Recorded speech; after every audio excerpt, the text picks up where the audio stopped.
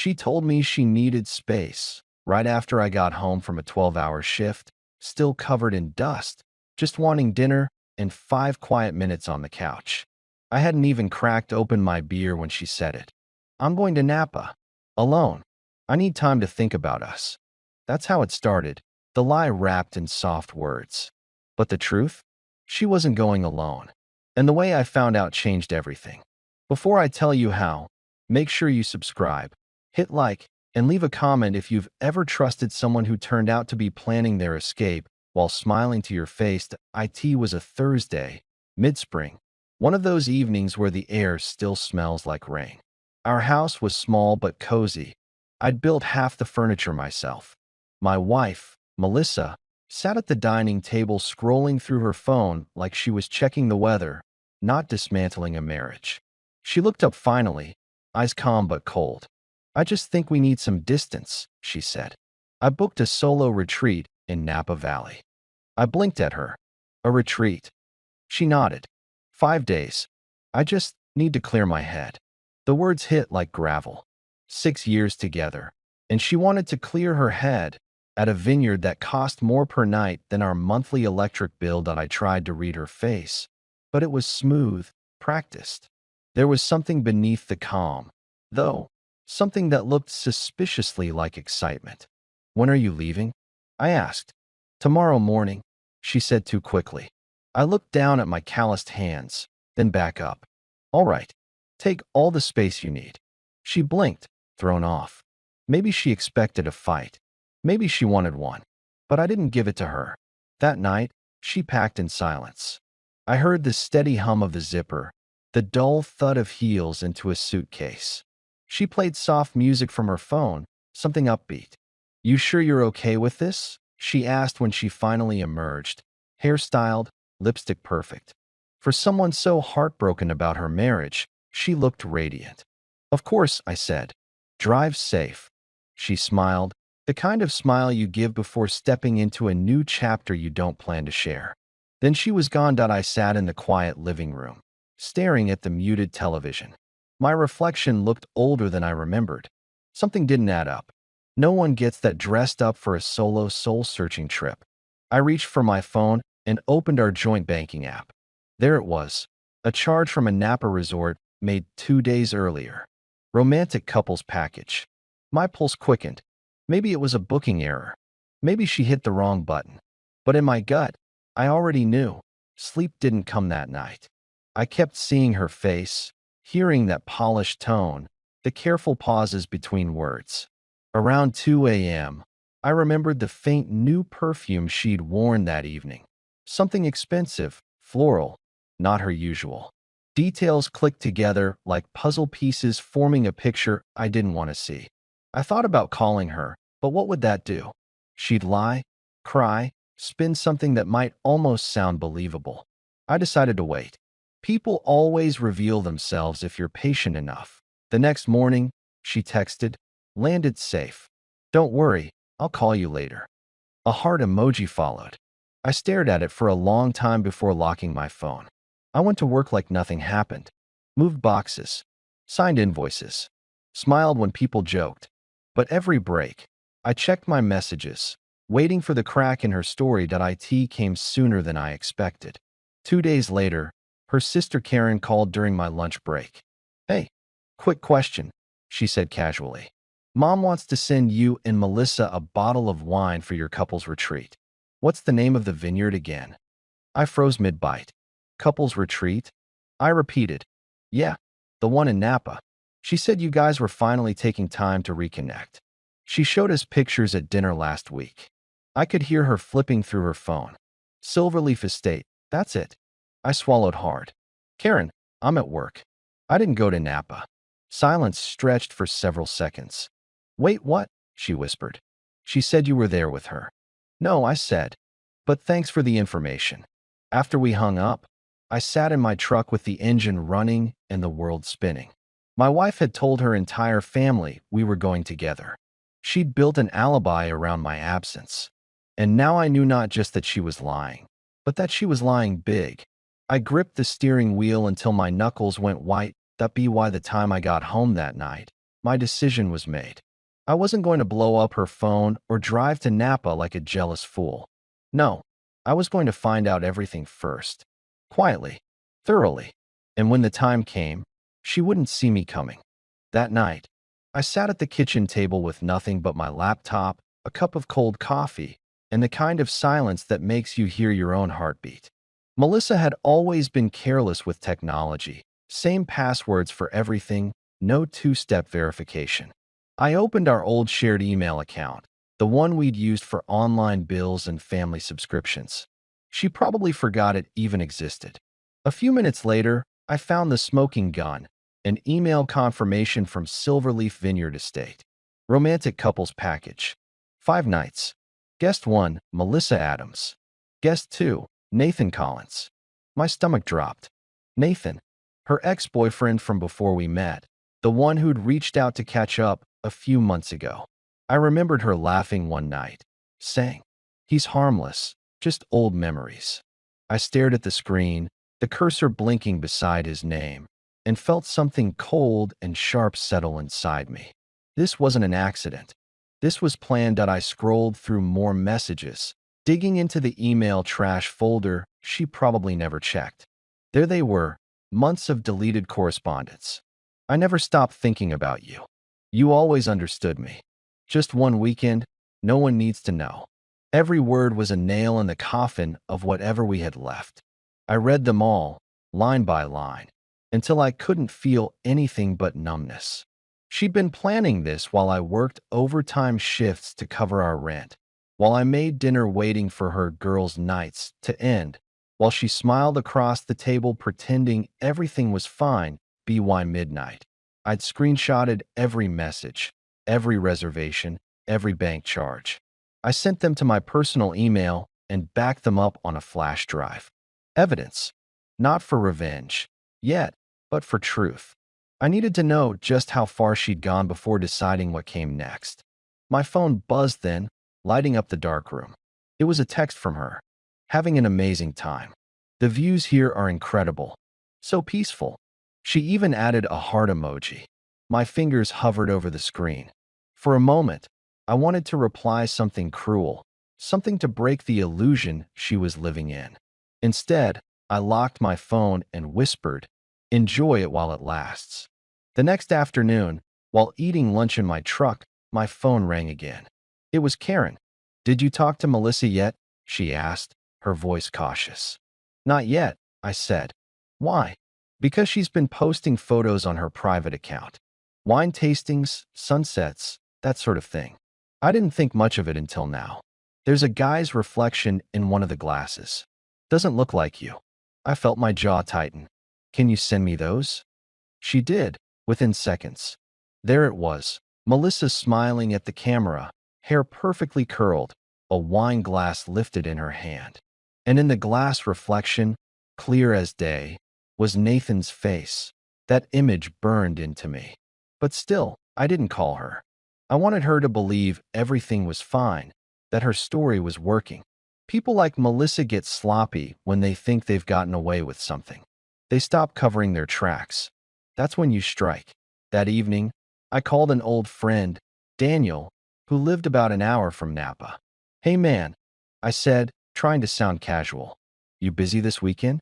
"Depends," he said. "Why?" "Need a favor. Quiet one. You up for a quick road trip?"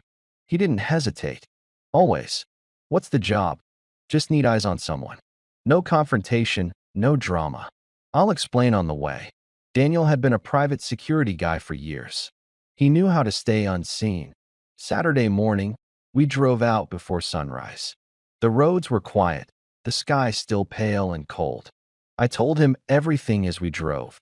The fake retreat, the ex-boyfriend, the lies. He didn't say much, just nodded. "You want pictures?" he finally asked. "Yeah," I said. If there's any doubt left, I want it gone. By noon, we reached the small town near the vineyard. Daniel parked a few streets away from Silverleaf and walked the rest of the distance on foot, camera in hand. I waited in a diner across the road, pretending to eat while my nerves tangled tighter with every minute. An hour later, my phone buzzed. "Got what you need," the message read. I opened the photos one by one. There she was, walking through the vineyard path, Nathan's arm around her waist. Another photo, her laughing, leaning across a table to touch his hand. The last one stopped my breathing. They were standing outside a cottage labeled 7. Lips locked like the rest of the world didn't exist. I saved the images and sat there, motionless. The waitress came by and asked if I wanted a refill. I nodded automatically. The coffee tasted bitter, but I didn't care. I'd expected this, but seeing it made it real. She'd crossed every line, burned every bridge, and I had the proof in my pocket. That night, I drove home in silence. No music, no thoughts beyond one steady rhythm in my head. Finish this clean. I wasn't going to scream, beg, or throw things. I'd watched enough men lose their dignity over betrayal. That wasn't going to be me. I'd handle this like a job, methodically, calmly, leaving no loose ends. When I got home, I pulled out the folder I kept for important papers, birth certificates, tax returns, receipts, and added a new label, Silverleaf. I placed the printed photos, the emails, and the bank records inside, then closed it carefully.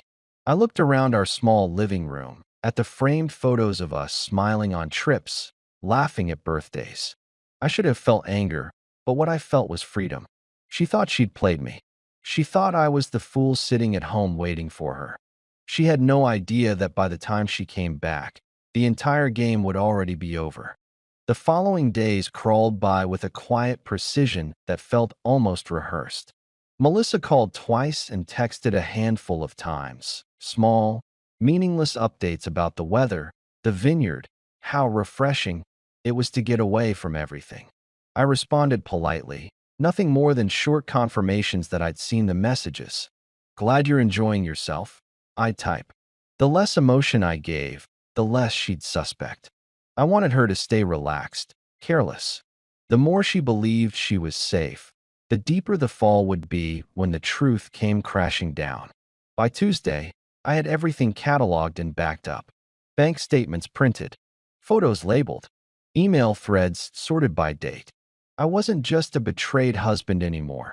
I was building a case. That afternoon, I met with a divorce attorney named Paul Jenkins. His office sat between a dentist's clinic and a travel agency, nothing fancy but efficient. He was a stocky man in his 50s with calm eyes that didn't miss much. "Tell me what's going on," he said after shaking my hand. I laid it all out in a single breath. The fake trip, the ex-boyfriend, the receipts, the photos. He listened quietly, occasionally jotting notes. When I finished, he leaned back in his chair. "You've got solid proof," he said finally. "How long have you been married?" 6 years, I replied. "No kids, rented apartment, one joint account, separate vehicles." He nodded. "Good. That keeps things simple. You're not required to prove fault in this state. But since she used shared funds for the affair, we can argue financial misconduct. It'll give you leverage." His calm tone steadied me. We went over paperwork, options, next steps. When I left his office an hour later, I wasn't broken anymore. I was ready. On Wednesday, while I was at work, her sister Karen called again. "You won't believe this," she started, voice trembling. "Nathan's wife just called me." That caught me off guard. His wife? Yes. Apparently, Nathan's married now. She found their credit card statement. Same resort. Same dates. Cottage 7. I let out a slow breath. "And what does she plan to do?" "She said she's driving there tomorrow morning." Karen's voice dropped to a whisper. "She wanted me to warn you in case things get messy." I leaned against the wall, a strange calm washing over me. "Let it happen," I said. Sometimes, people need to crash into their own lies before they see them. That night, I transferred half of the money from our joint savings into a new personal account. It wasn't revenge, it was fairness. I wasn't going to let her spend another dollar of what I earned. I canceled the joint credit card next, requested replacements with new numbers. If she tried to charge another dinner or hotel, she'd find out the hard way. My final step was drafting an email. The recipients, her parents, her siblings, a few mutual friends. Subject line: Important clarification. The body was short and clean, no anger, no name-calling. Just facts. Melissa had gone on a romantic trip with another man, using joint funds. Attached were the screenshots, receipts, and one clear photo from Daniel. I ended it simply. I wanted you to hear the truth from me before the rumors begin. I'm moving forward with a divorce. Please respect my privacy. I reread it 3 times before hitting send. Once it was gone, there was no turning back. The reactions came fast. Missed calls, messages, some shocked, others supportive. Karen texted, "Mom's crying. Dad's furious. They can't believe it." I typed back, "They deserve the truth." I wasn't cruel. I was done pretending. The next morning, my phone exploded with more messages, friends checking in, a few trying to stay neutral. But there were also the inevitable defenders, the ones who said things like, "Maybe there's more to the story," or "You should let her explain." I deleted those without replying. There's no explanation that erases betrayal. By noon, Melissa called. I let it ring. She called again, then again. On the 4th try, I picked up. Her voice came through panicked, trembling. "What did you do?" "My mom called me crying. My credit card doesn't work. Everyone's calling me." I leaned back in my chair. I told them the truth. I said evenly. About Napa. About Nathan. About how you paid for your romantic getaway with our joint account. Silence. Then a whisper. "You don't understand." "I understand perfectly," I said. "You lied. You planned. You executed. You wanted space, remember? Now you've got it. Please, Mark, we need to talk about this." There's nothing left to talk about. I hung up before she could continue. That evening, Daniel called. "You might want to hear this," he said. "That woman, Nathan's wife, she showed up at the vineyard, walked right up to their cottage, started screaming. The whole resort heard. They packed up fast and left before security even showed." I exhaled, picturing the scene in vivid detail.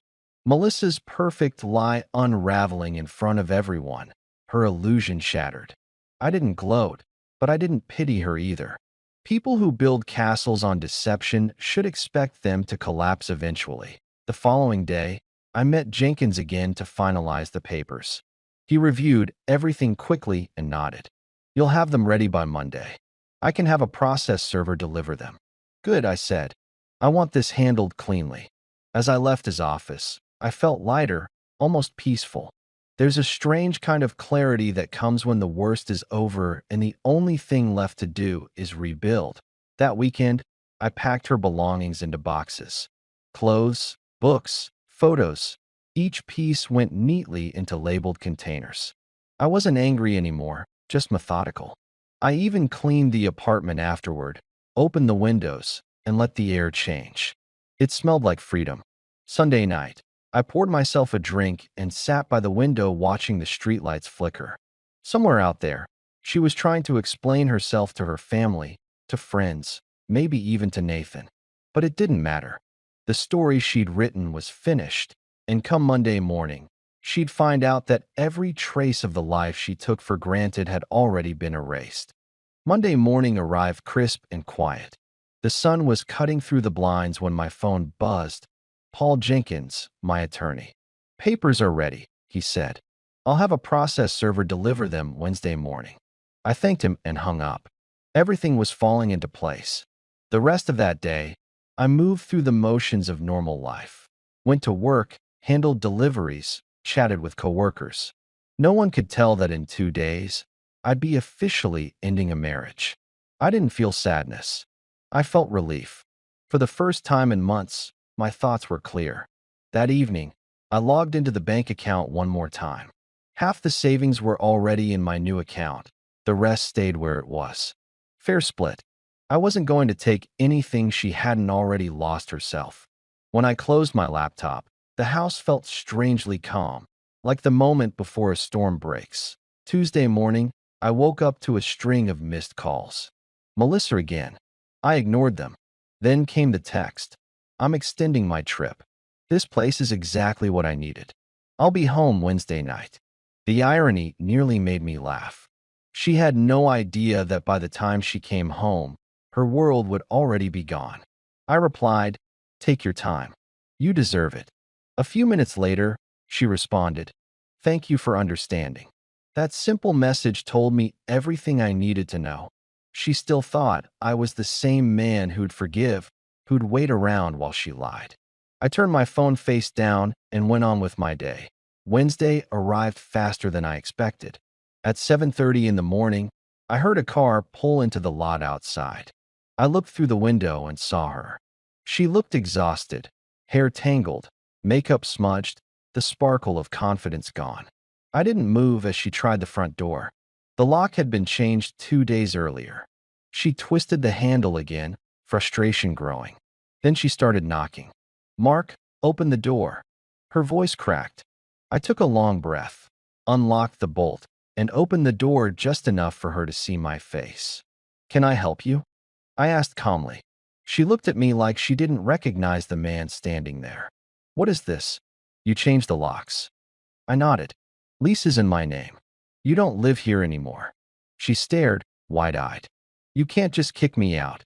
"I'm not kicking you out," I said evenly. "You left. I'm just making it permanent." Before she could answer, a black sedan pulled up behind her. A man in a dark suit stepped out, holding an envelope. "Melissa Adams?" he asked. She turned slowly, confusion mixing with dread. "Yes. You've been served."